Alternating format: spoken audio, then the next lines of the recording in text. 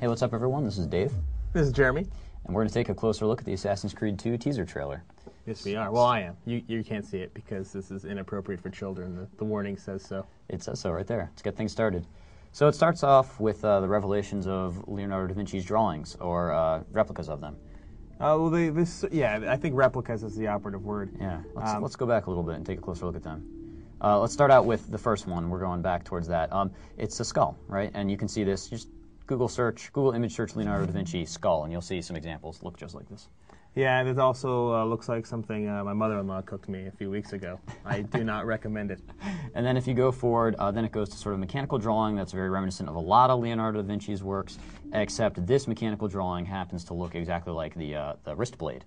Yeah, it does, and I think one of the early theories that you've seen so far because of that wrist blade is the fact that the assassin in this game will likely have his blade located somewhere inside his arm, which I think is a pretty good theory based on what we've seen with all these drawings. Right. So we keep going. We see some more examples of drawings. Leonardo da Vinci actually did quite a few anatomical drawings, especially of the arms. And let's just go ahead here and get a closer look at this one. And then you see one of his typical drawings of an arm, human anatomy, of course, with the wrist blade attached again on the inside. Yeah, and that I think supports really heavily the theory that the weapon's going to be located in the arm as opposed to just being something that's on the arm. Right, and if you can read backwards in Italian, you can tell me what any of that stuff means, or possibly in Latin. Da Vinci wrote in a lot of languages. I don't think that has any meaning to it yet. He also did a lot of hand studies. Again, you see, let's just go ahead and get out of the blur here. We should mention that blur is used in Assassin's Creed 1 quite a bit when people are having memories, except it had the sort of DNA pattern sort of thing going on. So let's go ahead with the hands now. Leonardo da Vinci also did a ton of hand studies. You can see a close-up over here. And again, pointing towards the wrist blade, you can see a small light sketch of it up above the hands. And we can move on from there. You know, what's funny is if you show this drawing to somebody in downtown Los Angeles, you have a 50-50 chance of getting shot. That's good. So the next drawing we have, and let's just freeze frame it right here. This drawing is pretty important. This is the Vitruvian Man. You can see imposed there the wings. Leonardo da Vinci did a lot of strange, like architectural drawings, a lot of weapon inventions, but then you can see the blade attached again. And what's interesting about the Vitruvian Man is Vitruvius was actually a Roman architect, sometimes known as the first architect, and this points a lot towards war machines, weapons, and the fact that the game could be set in Italy. Well, one of the earliest theories actually comes from a leak, supposedly from someone who was on a focus test team. This went out a few weeks ago, where apparently, at least according to the informant, that the game is taking place in 15th century Italy, right. And that some of the new additions that they're making to the game are things such as gunpowder and swimming now, because apparently they didn't invent swimming until the 15th century. And if you're playing in Italy and you're playing in Venice, which might be a possibility, you probably want to be able to swim or you're going to be dying pretty often. And then here is the next and last clue, well, not the last clue, but turns into the symbol from Assassin's Creed, the Assassin's Guild, right?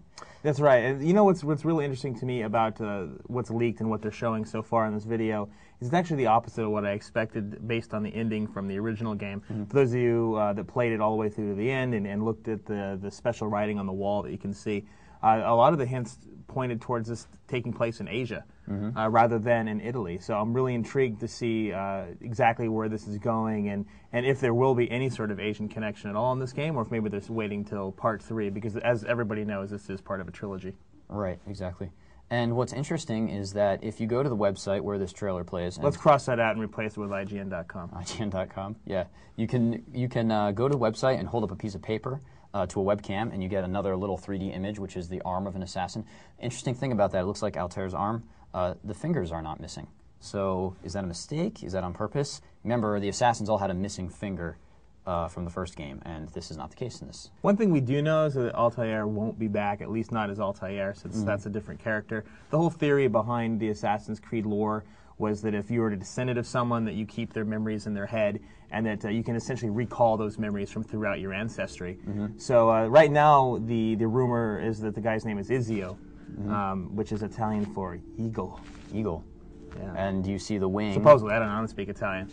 You saw Altair jump from a lot of rooftops, and you see the wing here again. I don't know, you think we'll see some more gadgets in this one? It's a possibility. Yeah, I mean, there's a lot of references to flight, and if you remember, Altair essentially means the flying one from the original game. So I think that they're definitely keeping the thematic going.